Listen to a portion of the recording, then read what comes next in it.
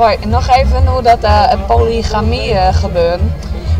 Ik vind dus dan dat het huwelijk ik dan uit meerdere man en meerdere vrouwen bij elkaar. Dus dan net alleen nog dat een man dan 4 vrouwen heeft. Maar ik vind dat één vrouw van die andere 4, dan ik maar gewoon maar 4 man met. En dan krijg je een huwelijk van 5 tot en macht 5, zeg maar. Ja, dan wordt het wel een heel groot gezin, denk ik, als ik al bij krijg. En dat je dan nog familie bij kan gaan. En dan kan je misschien een kapeerbordje vinden bij jou niet past.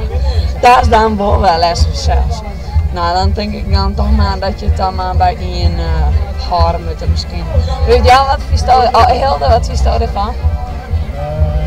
Kom even bij. Ik weet het net echt niet eens. Nee?